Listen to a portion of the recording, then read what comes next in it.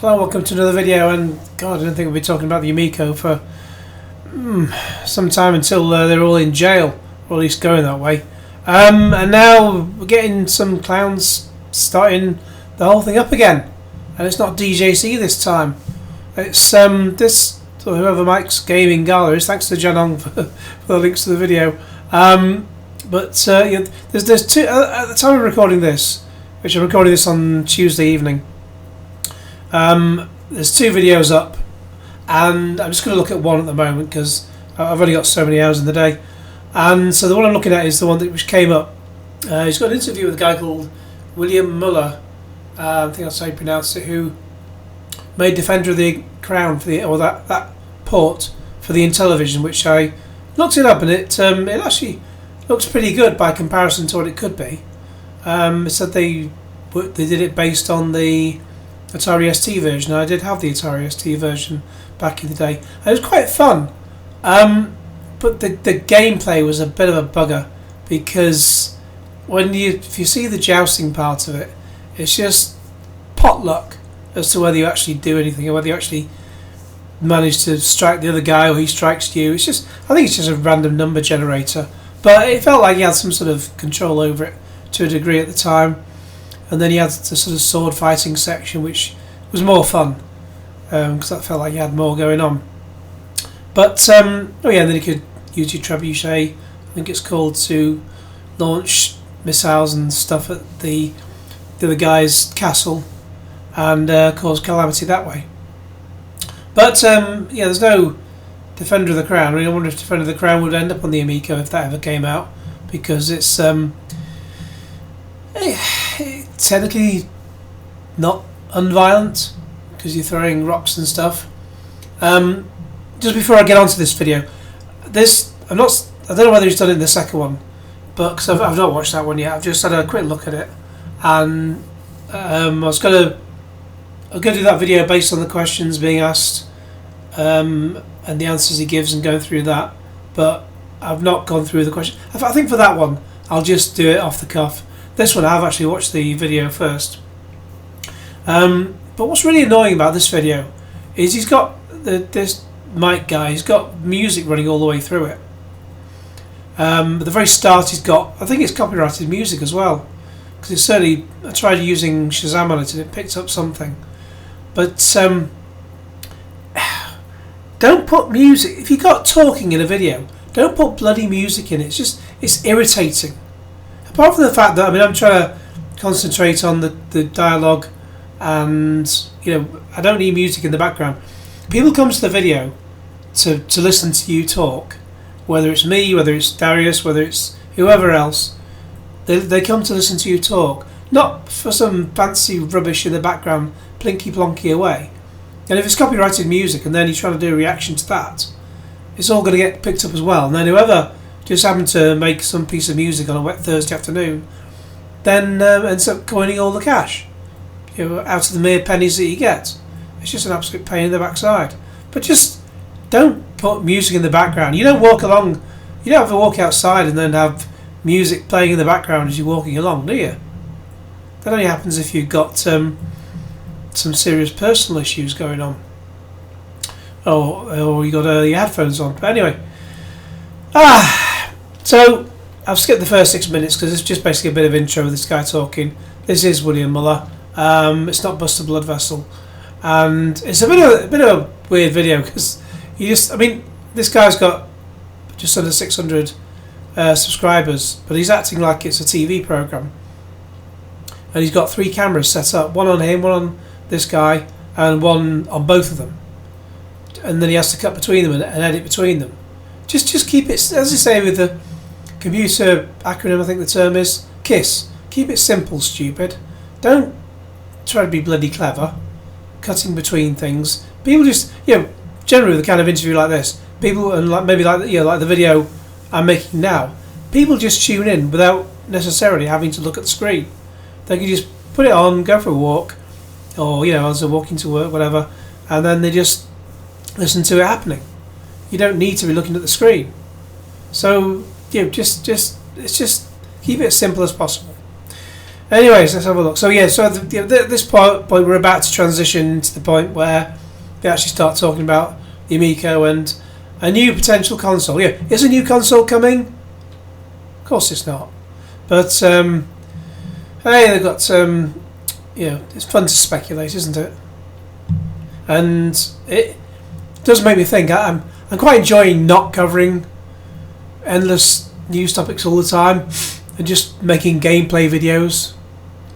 You'll see there's a lot of DC League of Super Pets. Ridiculously long title, but I quite enjoyed that. It was quite fun. But and of course there's Peppa Pig. Whatever next, My Little Pony. Anyways, let's have a listen and see what he has to say. I also need to sort out my setup a bit because I've got a the headphones which have the mic on. I'm not using that mic. I'm using a Blue Yeti, but that's attached to a shock mount, and it needs like a special part to stop the bloody Yeti falling off and onto the floor. And I don't know what that kind of part it is. 5/8 something. If anyone knows, let me know. I could technically get another part and connect that direct to the arm that's waving about in front of me, but ooh, windy pops. Ideally, I'd like to still use a shock mount, but not have this damn thing falling off. And also I'm not talking into it directly because the gain is potentially too high, then it'll distort. But then if I have it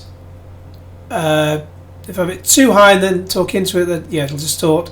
If I have it sort of too low, then it won't pick me up. And if I try to talk directly into it, I don't know. It's just a bit stupid, really. It's never a perfect science with these things. And then also just the headphones I'm using, I've had them that long. The cable's all sort of concertinaed up as it goes into the USB, not the USB, the USB? No, the whatever those 3.5mm inputs are called. So into the PC. So let's go for it. Eventually, Richard sold the right. And you can hear that frigging music in the background. It's annoying. To Boulder Dash and all of First Star Software to BBG Entertainment in Germany, which is where we start to transition. So here's Mike, and he's transitioning, and he's not in that way. I don't know. You can't presume these days. Anyways, they're now talking about the Amico, so they've had their 6 minutes of waffle, as have I. Into what we're really here to talk about today. That's correct. Yeah.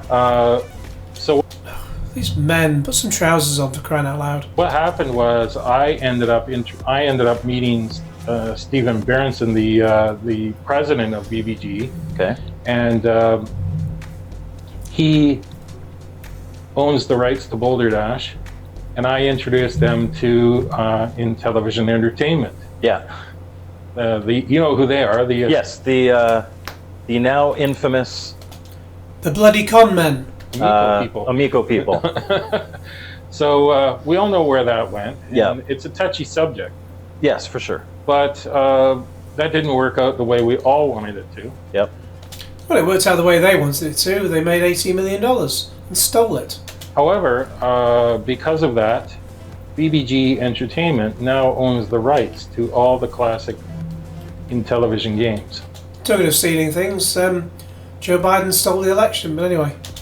Which Ha ha ha ha ha! Triggered. is including Shark, Astro Smash, all the original Baseball, Intellivision titles. Checkers. Baseball, checkers. All of them. Yeah. All the games no one plays anymore. Just make a mini console and I'm done with it. And he has full rights to make a console, and he's been consulting. Which should never happen because you need millions and millions of you need about $100 million to make a decent console. With me because I know Or maybe a console. him through Richard. Yeah. So I'm an unpaid intern, so to speak. Consultant. A bit like DJC then, just giving their opinions and not getting paid for any of it. Consultant. Yeah. I'm a consultant, and so I've been I've been guiding him because he's not an Intellivision guy. Yeah. And so I have a lot of input. And as a big fan, I've been a big fan of Intellivision ever since 1980. Yeah. So I know what I want as a customer. And what we're trying to do now is we're trying to make a console that has HDMI. Yep. With an HDMI chip. Okay. So it's fully licensed. Well, I mean, that's a basic these days. You've got to have HDMI. What else are you going to do with it? But why would you even bother at this point? Why? Is this another scam waiting to happen? Are they just going to, do they think they can run a scam off the back of it like the old Amico nonsense? With an FPGA Intellivision core. Yes. Which means that it can run Intellivision cartridges. So this is about the only interesting thing about this. If you have original cartridges, I do have some Atari cartridges, 2600. I've even got a double ender. I should make a video about my double ender. But anyway, when was it? About 2001. I bought a 2600 from eBay, and it's I've mentioned this before, but so I'll make it short. But I spent about 85 quid on it. It had I think it was a ColecoVision, let's call the whole thing off, and it had an Atari VCS adapter, and I had cartridges for both, and I played it for about an hour, I think, and then I sort of realised this isn't as good as I thought, and then it just sat on the shelf for another 6 years until I had the house refurbished, and then I put a load of stuff in the cellar. Stupidly, some of it went directly on the floor, but I'd never had a flood or anything like that. No water getting into the cellar, and then moved back in after a few weeks, and everything was still bone dry down there. And I thought I really ought to get around to sorting all that stuff out. And then about a week and a half later, it did it for me as water got in for the first time. It was like rain just getting in sideways. Weird. And then rain came in, and I've never had it since. I've got a reservoir near me, but that's like, if that overflowed, it's such an incline that it's, or incline, decline, whichever it is, that my house is sort of up from the reservoir. So if it ever went over, it would go down towards Stockport town centre, and the whole town centre would have to be submerged like Atlantis before I even got my feet wet. So yeah, it's not going to happen. So it was just a very, very odd situation. It's never happened since. But yeah, a whole lot of stuff got wet, and my Atari ST, I ended up in a load of discs. I just ended up chucking out because no, sorry, I got rid of that later. I'd already got rid of that in 1999, I think. Oh, sorry. Yeah, around about 1999. So yeah, the Atari 2600, the cartridges, and I should have done something with them, but I just let them dry out. But then I hadn't used it for years, so that's, and the ColecoVision and all the rest of it, I just chucked them out. I didn't really want to plug it in, and I never used it for a long time, so bit of a shame. But yeah, these things are all 40 years old, so do we really need to keep going down that path? Just use an emulator these days, guys. Yes. But not only that, this system is going to run Atari cartridges if we get it done. Yeah. If we get it done. If. And ColecoVision cartridges all in one system. Which is amazing. I remember when the Amico was first announced, before I knew anything about it, I wanted an FPGA Intellivision system. Right. So... Isn't the closest thing we've got, oh god, what's it called? That one where you got... That one where you got extra modules you can attach to it. Begins with P, and the names come right in my head. But then again, I think they were going to do FPGA. I think they just changed it to emulation because they couldn't be bothered. if you know the one I mean, then comment below. But it's just I might try and remember. But I remember Metal Jackass Rocks pissing himself about how excited he was for it, and then it turned out to be a bit of a letdown for people, even with all that money to spend. The fact that Sorry, he hasn't got his own money to spend. He's got your money to spend, or people who've paid him. That now, years after that, this sounds like it's actually coming. Nothing's coming, apart from DJC in his basement. Makes me very, very, very happy gamer. So Happy what? Oh, gamer. Sorry. we've been running into troubles because it's very difficult to find an FPGA programmer, and Absolutely. there's many different FPGA chipsets. Yeah. Well, So you can always get modern vintage gamers to do it. If he's always got things, different jobs to juggle, and if he needs to quit one of the jobs, he'll make a video crying about it, saying, "I'm done." it's been a struggle, Yeah. but we are working towards it. Mm-hmm. But why stop there? Why not make an Intellivision 3? Yes. So for those who aren't aware, tell us what the difference between kind of the core Intellivision and the Intellivision 3 features are. Well, the Intellivision 3 was never made. It was just proposed at Intellivision, at Mattel. And it was supposed to bring more moving objects, more multicolored sprites, multicolored background cards, higher resolution. So there were basically it was supposed to be a supercharged Intellivision before their next Intellivision 4, which was based on a totally different CPU. Yes. So this CPU was faster, had a better stick chip, and all these great items, but they kept it suffered from what they call a kitchen sink syndrome. Do you know what that is? That's where you Where you're Elon Musk and you take your kitchen sink into work. try to throw everything in except. Yeah, so you may have seen pictures of the proposed Intellivision 3 in a brochure. Have you seen that? I think actually at some point you showed me that. Oh, okay.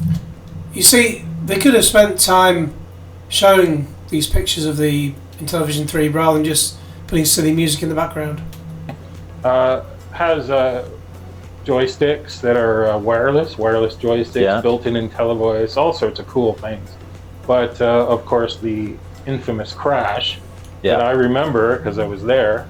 Some people say it didn't happen, but it did happen, and that was canceled. And Mattel went out of business, and they sold it to INTV Corp, and never came out. Mm-hmm. So don't confuse it with the Intellivision System 3 or the Super Pro system. That's typically called the Intellivision 3. Yeah. So this is the enhanced version. Actually enhanced graphics and processing capability. So we finally have talked to a person who's going to do the FPGA. Okay. And I told him what I wanted to do with the Intellivision 3, and I showed him the Mattel spec, and he said, "This is nothing. It's just a specification. There's no technical aspect to it." And my friend Scott Nuts, he wrote Boulder Dash, and he did the cart dumper. He wrote out a huge Intellivision 3 spec, which I once ran by Keith Robinson at a Classic Gaming Expo, and he sat there and rolled his eyes as his assistant elbowed him. Yeah. So that went nowhere.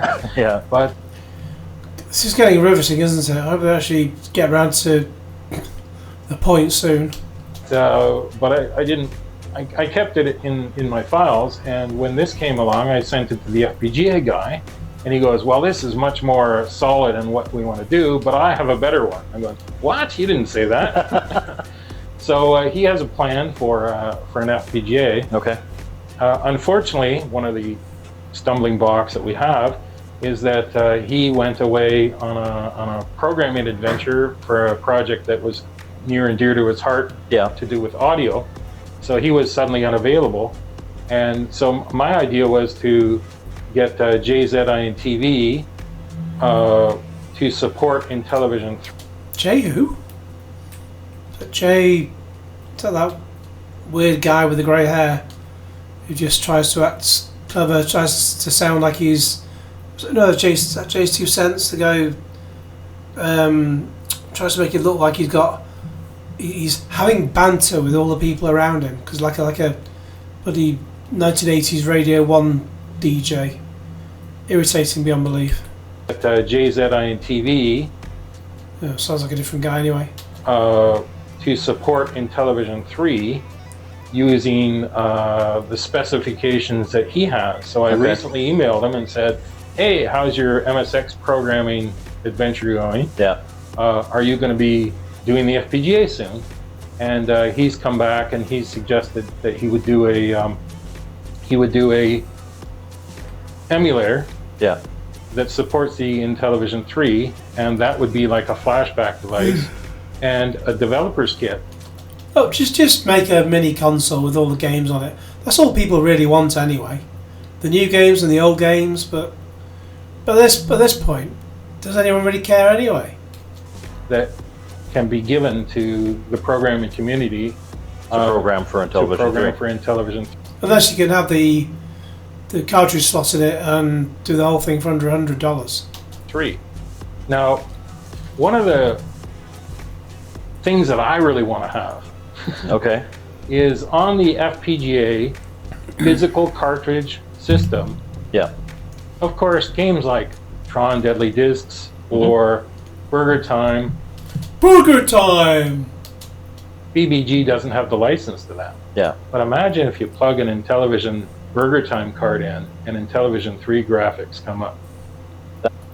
So he's talking about like Xbox Smart Delivery or whatever it's called, where if you have an old version of, say, there's a game called just Black Ops, if you plug that in, the Xbox original version, into a console, it'll update it to sort of modern graphics to a degree, and it'll look better and so on and so on.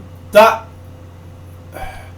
expects that someone has actually had the time and the patience and the money to go in and redevelop all these games, like Xbox. So imagine they've got Xbox money, as well as having the rights to do it, which they haven't got the rights to do it. So it's a pipe dream, basically. That an upgrade, and that can be cool. Something you set in the menu. If you want to play the original, fine. Otherwise, play the. Yeah. So also another aspect of it is that we can have, because he has the rights to the game, the system is probably going to have a certain amount of built-in games. Okay. And then it's going to have a certain amount of built-in Intellivision 3 games, and of course you'll be able to play cartridges too. Yeah. And then with JLP technology, we can surely get it to run Intellivision 3 games. So and then on the cheaper end, you have the emulator system that just has like the stock games in it or whatever. Exactly. But has potentially the Intellivision 3 capabilities, so those games would also potentially have upgraded graphics. Yeah. So pipe dream. Yeah, that's exactly it. Yeah. And the first step is to get this product made and ready for sale. And but we've talked about. He wants to get it in the stores, so we've talked about getting it. Talk to Mattel, perhaps. Yes. But, that makes sense. But the idea would be that the cartridge console would be a premium product at a premium price. Yeah, and it's much like the analog system. Premium product at a premium price. So he's going to try and charge $250 for something that's worth about $100. I mean, you got the Retron 77, I think it's called, the 2600 thing where you plug in the Atari cartridges. Why does this thing have to be more than $100? Systems, which I have all of them. Mm-hmm. I have the cheapest version of the NES one, but even that cost me hundreds of dollars. Yeah. Really, really high quality. Mm-hmm. There's a couple things I want to make sure that you guys talk about, though. Right. SD card slot, obviously, so we can play ROMs, like if you buy your ROMs from Intellivision Collector. Who buys ROMs? Come off it. Or you download free ROMs or wherever. Download free ROMs. Right. That you can play just your ROMs. I think that's important. That's a must-have. And second, something to consider that saved the ColecoVision for me, because I hate those controllers. Right. And I know, despite the fact that you and I like the Intellivision controller, there's a lot of people out there that don't like it. Right. But if you have an SNES port somewhere on that, the modem controller, and I know the ColecoVision or the CollectorVision Phoenix has native support for that. You can use that because it has a number pad in it and a regular D-pad. I've been asked by the one mutual friend that I did tell what this was going to be. I told him to keep it under his hat, though. That he's like, please, please, please get them to make sure that they have compatibility with some other controller than the Intellivision. I think you're going to find that the final product is very similar to the Phoenix. Perfect. So yeah, I think that could happen. I think I've come across that, the Phoenix, but not sure. I think I looked at the CollectorVision. But yeah, I mean, it's all sounds like it's all just plug your cartridges in and away you go. But I'm concerned about what they say premium price. You know, is that going to be is that $250 and then it's going to go, oh, it's got to go to $300 and then to $400. You know, it's not coming out anyway. It's a nonsense. Who's going to buy it anyway at this point? Following on from the Amico, who's going to think, right, it's just the same. I mean, it isn't, but by the sounds of it, but it's different people. But who's going to think, well, the other one didn't work at all. It never came out, so this won't. And so let's not give any money. But then again, don't pay any money until you can buy it properly, either in the shops or online, in a position where you can get your money back if nothing turns up. Happen for sure, but one step at a time. Oh, of course. And we have to finish the core first. Yep. So I actually have only been able to talk about this in public for the last 3 or 4 days. Yes, absolutely. And in fact, I knew that BBG Entertainment owned Astro Smash and Shark way before anyone else did. They were all speculating.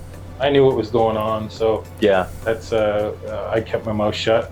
Yes, well, as you have to. Right, exactly. So I'm really excited about it. I personally want to see it in an Intellivision 3-like case. Okay. And I think we could possibly make it work, but we haven't come to that bridge yet. Yes. We'll cross it when we get there.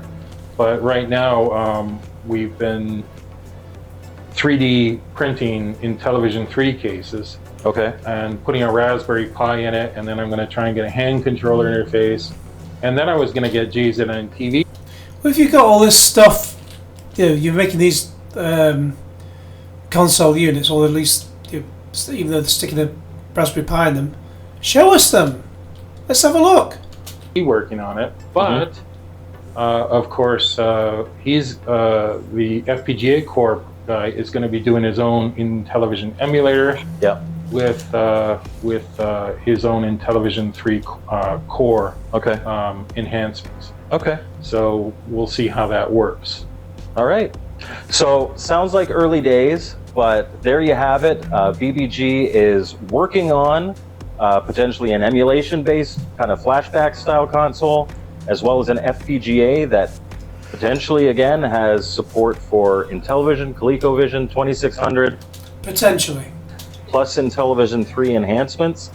I can't wait to hear more about it, and I'll definitely be following, and I'll let you know here on the channel if I find anything else out, provided I'm allowed to share it.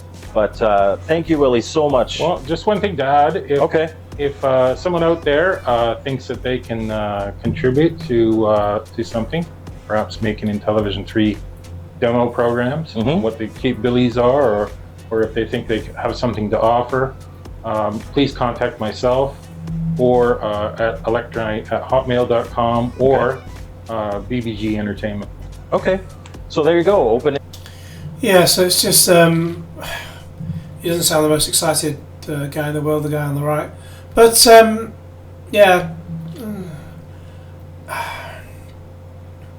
doesn't feel like anything's going to happen. There is a second video which I've not had time to watch yet, where it's going through questions that people have had. So I might try and catch that soon. Just there's only so many hours in the day and got a lot on. But I'll try and get to it. But in the meantime, please like this video, share with your friends, subscribe if you haven't already, click on the bell for all notifications. Go watch those gameplay videos I was talking about, and cue Genesis.